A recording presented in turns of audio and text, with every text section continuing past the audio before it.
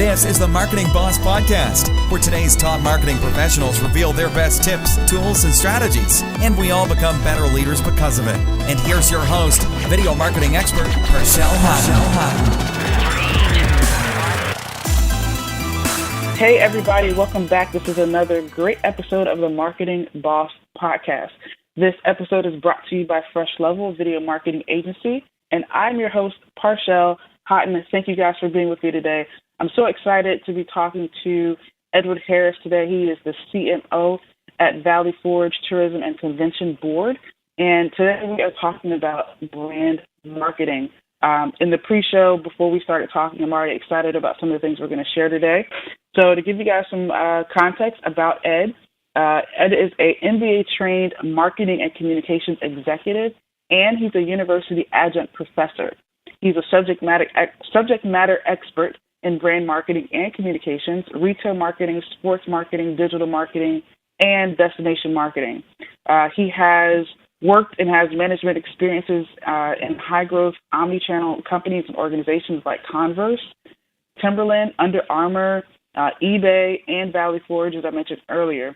He's also been featured in 40 Under 40 in Philadelphia's Business Journal in the class of 2017, and he is the chairman of the Marketing Advisory Board at St. Joseph's University.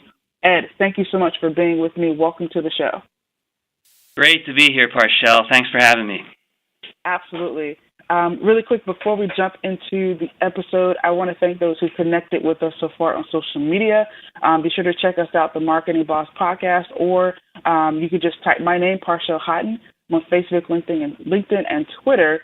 Also, be sure to check out our private LinkedIn group that's called the Marketing Boss Club. That's where marketing professionals like us can collaborate and grow together. So come on in and join the group. Again, that's the Marketing Boss Club. All right. Enough of that jazz. I'm excited to talk with Ed now about brand marketing. So, Ed, let's actually get started. I always like to ask this question, which is, how did you get started in the world of marketing? Tell us a little bit about your background. Sure. So, when I entered college, I knew I wanted to be a business major, and this is back in the mid to late 90s.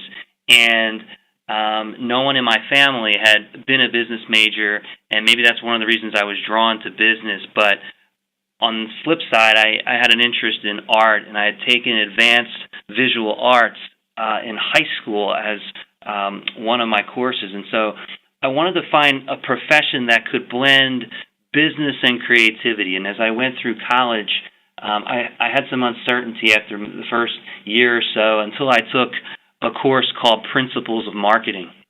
And when I took that course, I knew right then that I wanted to have a career in marketing, and I've been a marketer ever since. I've been doing this for over 16 years, and I've kind of gone full circle in the sense that I teach the course Principles of Marketing at the school where I first was introduced to the industry, which is St. Joseph's University in Philadelphia. That's awesome, man. I love how you just circle back. Circle back and continuing in the forge there. That's awesome. Yeah, and I really enjoy it because I get to work with, people like me who may not know the range of roles that marketing has and what a career in marketing can be like, and I can share my real-world experiences one night a week at the university with other younger people who are still trying to figure out what their career path will be. Yeah, I think that's so valuable because nowadays, there's a lot of people who are teaching on some of these topics but don't really have that real-world experience. So I'm certain that the university and the students really are getting a jewel of information there. Being able to kind of listen to your experiences, I think that makes a huge difference. So, man, for all the students out there, on behalf of them, I want to say thanks. A lot of times, it's great to have someone who's been there and who's doing it. So that's great. Thanks. Yeah, it's a lot of fun, too. Yeah. Awesome. So I know that, the topic here brings brand marketing. I'm curious as to if you can, we talked about this a little bit earlier. Could you go into what is brand marketing? How do you describe it? How do you define it? Sure. So first off, I've been really fortunate to have worked at some very popular or recognizable brands in my career, whether it was a Converse or a Timberland or Under Armour, like you mentioned, even eBay. And I've been really fortunate because behind all those walls, there's just some amazing creative minds working to continually develop those brands. And through that experience, I've certainly noticed lots of patterns that sort of feed those brand engines. And I guess the best analogy I like to use as a career marketer would be, it kind of feels like being in a rock band. And when I say rock band, what do I mean by that? Well, any rock band, any good rock band, if you will, has a group of individuals that have very unique talents, right? So you need a great drummer. You need someone who can play the guitar. Maybe it's the keyboard or a saxophone. You need a great vocalist, a great singer. And all of those parts need to work together to create something special. And if you have the right people and have that synergy, you're going to develop great songs, great albums, and you're going to become very well known. And you can draw those parallels to having a great brand marketing group or partners, if you will. So in the creative world, right, you've got to have great photographers. You have to have great copywriters, great strategy people, people who can talk about your campaign, and other people that can help bring it to life, or that tonality of your brand. And the result of these marketing projects become campaigns or albums, if you will, because you put them out into the world and people are going to react to it. Like they react to a song, they're going to react to an ad campaign or a TV spot. And so there's a lot of pressure.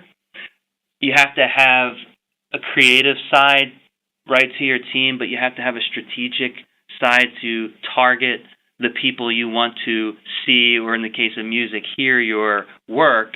And the challenging piece of that is after you've had success with, say, your first marketing campaign or album, is how do you follow that up and be different yet still hit the right audience you're going after? And I think having worked at some of these big global brands, I've started to see some of those formulas to stay creative, to continue to be relevant year after year, like a really good rock band continues to put out hits, year after year. So you can definitely draw some parallels to working in the marketing profession to being in a rock band, although full disclosure, I've never been in a band, but I'm a big fan of music. That's awesome. And I'm a huge fan of music also, and I've actually been a part of a couple bands. So I totally get that analogy. Yeah, I think that that analogy is perfect, really, to understand all the things that go into, even making that one song, let's say, or that one album. There's so many people involved in that process. And really, it's from that, just kind of tying into the next question, is about culture, right? And making sure that you have the right, let's say, drummer, right? You have the right keyboard player, you have the right singer, all those things. I know that, of course, you work with a number of different brands, you mentioned Timberland, Converse, eBay, right? Tell us a little bit about the importance of having the right people, or what I would say the right culture, and how that affects the brand overall.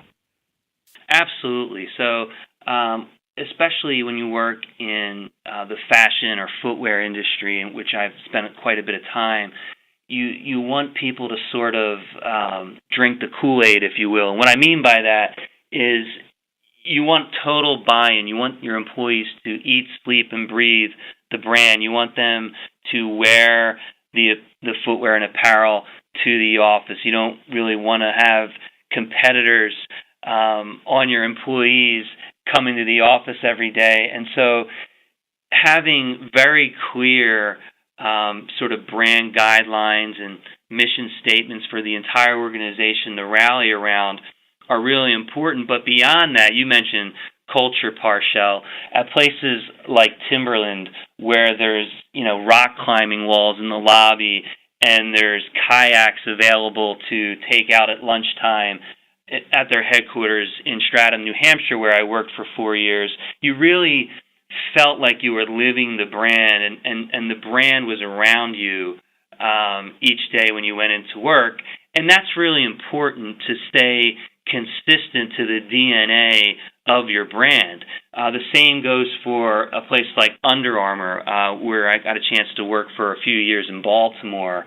They have, as you might imagine, an incredible gym for employees to use. It's just state-of-the-art, the best equipment, a great workout facility, because Under Armour is about that performance. It's about, pushing the boundaries in terms of sports. And even beyond just the gym that everyone has access to, they have a cafeteria, and it's branded Humble and Hungry. And all of the food in the cafeteria is not only excellent, but extremely healthy, and you can see all the calories in terms of everything that's made, and everything's fresh. And so those cultural pieces over time with employees really gets buy-in to the mission and what you're trying to accomplish as a brand, and it's no different working at eBay. It feels, when you're in that space, in that environment, it feels very cutting edge. It feels techy. It wasn't uncommon for me to show up at a meeting with 12 other colleagues, and everyone would bring their laptop to the meeting and put it on the table. And so these cultures that I've been in have definitely influenced me in my current role, where I promote and market the attractions for the Valley Forge in Montgomery County, Pennsylvania region, which is 18 miles outside of Center City, Philadelphia. So I know that this is great, because one of the most important things, as you're mentioning, is the people that are there also, right? The people that you have there can either join in on that culture, participate in that culture, or they won't. But for us who are, the leaders in marketing and the leaders of these companies or organizations, what advice would you give? I know some people are like, well, how can I infuse, our culture or our message into our interior team? How can we make that come alive? Are there any ways or things that they can do to make sure that they achieve that? I mean, because I'm pretty sure, looking at Timberland, maybe they can't have a rock wall in their headquarters, but what are some other things or ideas that you would suggest to ensure that their brand is connected with the culture, and that the people that are part of the brand, as in the employees, and even people who come are infused with that experience? Yeah, I think that's a really good question, Parshell, and I think if I had an easy answer, there'd be a lot more giant brands out there. But I think the ones who do it well, at least what I've noticed, is it's not uncommon for some of these brands, and even in our current organization, which is much smaller, when we interview someone for a potential role, it's typically a group interview. It's typically 4 or 5 people in the room when a candidate comes in, and there's a couple reasons for that. One is you want to see how they can handle speaking in front of the group, number one, because typically that's important in a great marketing environment. You have to have people who can articulate and be able to present their creative ideas, and also, there's a certain level of trust, because in any great marketing organization, there's lots of brainstorming happening on a weekly basis, and not all ideas make it to a magazine or a TV commercial or a billboard or social media campaign, what have you, but it's gaining that trust of the team that, hey, I may put an idea up there on the whiteboard that may not see the light of day, but it might lead to another amazing idea that everyone buys into. And so that starts in the interview process, because you want to have that key team that is going to collaborate feel comfortable with a potential new hire as well. So the group interview becomes really important when you're adding someone to a marketing or brand marketing organization, in my opinion. No, that totally makes sense. And that's huge. Now, another thing that I wanted to make sure that we hit on here is sometimes with brand, you hear the phrase, "Oh, this was off-brand, this is on-brand," right? Of course, it's important that we stick to the brand and we don't veer from it. And I know that you talked about, you call that the DNA of the brand. What are some ways that we can make sure, as marketing professionals, as owners of companies or organizations, how can we make sure that we stick to that brand message? Because I think it's easy to kind of veer off sometimes for whatever reason. What are some ways we could actually stick to that? Yeah, I mean, that's an excellent question, Parshell. And I think, some of the bigger brands who do it well, and some of those I've had a chance to work at, the brand that really comes to mind for me is Timberland. Timberland, if not every year, every 2 years, they revisit basic fundamental questions like, who are we? What do we stand for? Who purchases us?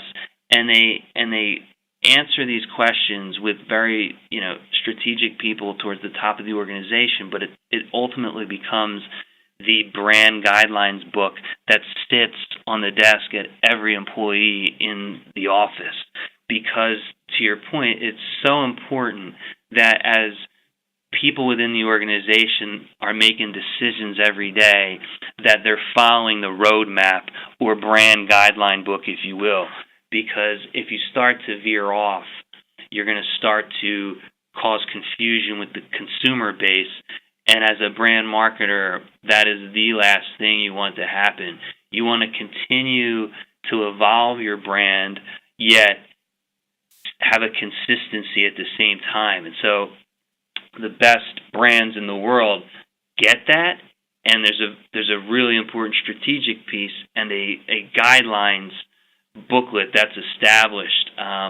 When I was at Converse, when I joined Converse, and this feels like a really long time ago. This would have been back in 2004, right after Nike Inc. acquired the organization out of bankruptcy and hired a whole new team of marketers. And I was lucky to be one of those.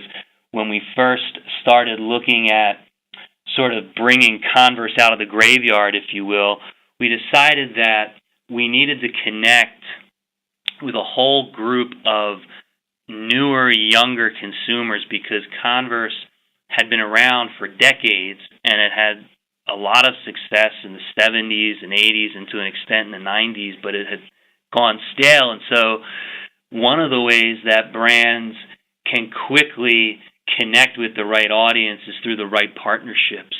And so at Converse, when we were sort of trying to bring the brand back, we were looking at the right partners who would be able to take us to that next level, because that's so important. And one of those partners at the time, because we wanted to be younger, was MTV. And MTV could get us in front of the right audience, and so we did some partnerships where we would have people submit videos about their experience wearing Converse Chuck Taylor All-Stars, and we would pick the best ones and put them on MTV. And so we created this idea of brand democracy, where we were creating campaigns from our actual fans. And so that creativity was not our own. We were serving as a catalyst to bring in creativity from our true fans and build from there. And so when you're going through a rebrand, which organizations do quite a bit every few years, it's really important to take the time and talk to your actual customers. Do some focus groups, right? Do some online surveys. Get the pulse of where do you stand, because sometimes I've seen organizations that make decisions with their gut instead of doing that critical marketing research piece, and it gets their brand into trouble. Man, that is total genius. I mean, I think that, of course, when it comes to how brands can, continue to evolve, you're right. We have to go back to the consumers. And really, I think it's a matter of getting them involved, right? Getting them to participate in the brand.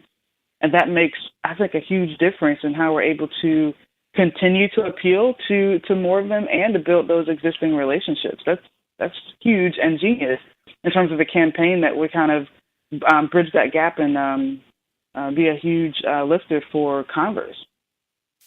Yeah, and I think and that we're talking about 2004. That's before the rise of social media and all the new social media channels. But now more than ever, you hear right away of people like the campaigns you're putting out there, right? And so there's even more pressure. But I think as I've seen marketing evolve over the past, like I said, 16 plus years, it's been interesting to see how tech has blended or been intertwined with your everyday marketing job. It's not about, okay, let's figure out what magazines and what billboard locations and what TV networks we should be on with our ads, but maybe we should be doing Snapchat campaigns.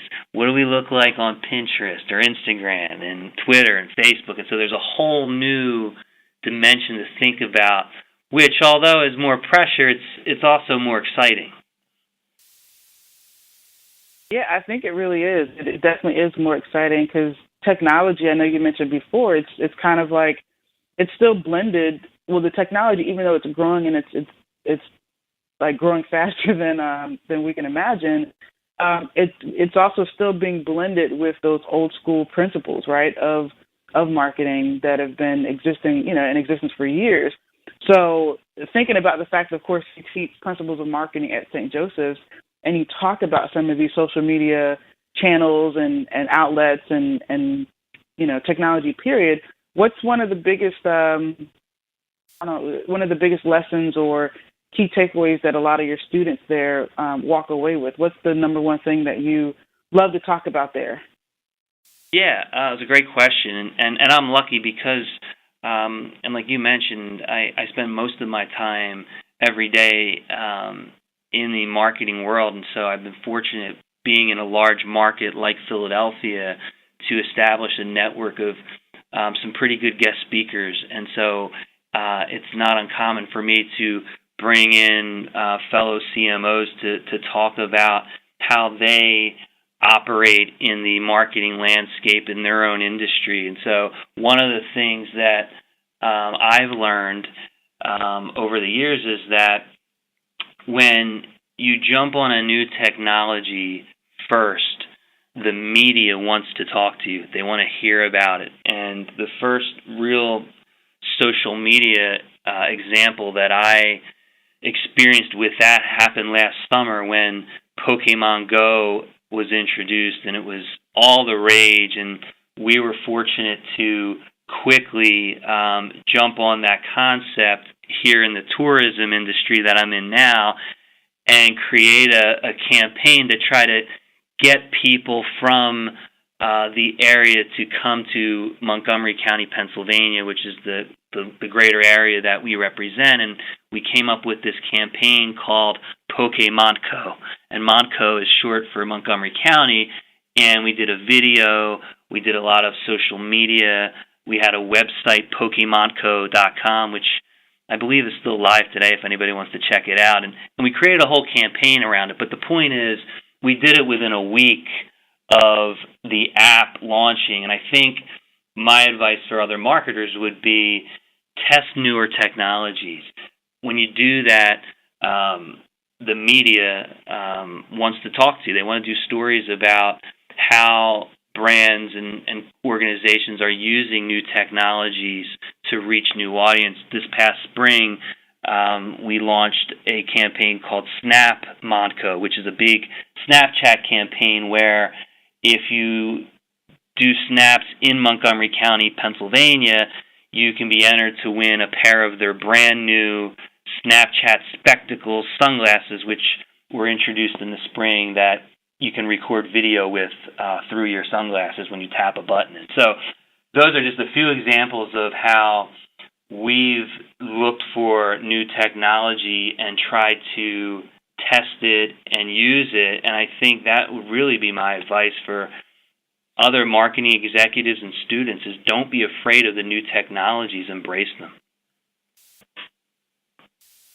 That is wonderful advice for all those who are listening. You heard it from Ed himself. We have to really make sure, you guys, that we are utilizing that. Don't run away from it. It's there to help and to boost what it is that we're doing. So, Ed, as we wrap up here, I'm definitely excited that you have taken the time to be with us today. Where can people reach out to you if they want to connect further? Definitely follow me on LinkedIn at Edward Harris. I'm also on Twitter, Instagram as well. You can find me there, and I'd love to connect with people. Awesome. Well, you guys, I am really thankful to Ed for being here with us today. You guys be sure to check him out, follow him, and check out some of the campaigns that he's running also. I think it would be great that for those who are in the local area to jump in on that. So, you guys, that does it for this episode. Thank you so much for tuning in. Until next time, remember, a good boss is a good leader. Let's go out there and serve your gift to the world, because you're the boss. See you guys next time. Thanks so much for listening to the Marketing Boss Podcast with your host, video marketing expert, Kirsten Cotton. We'll catch you next time.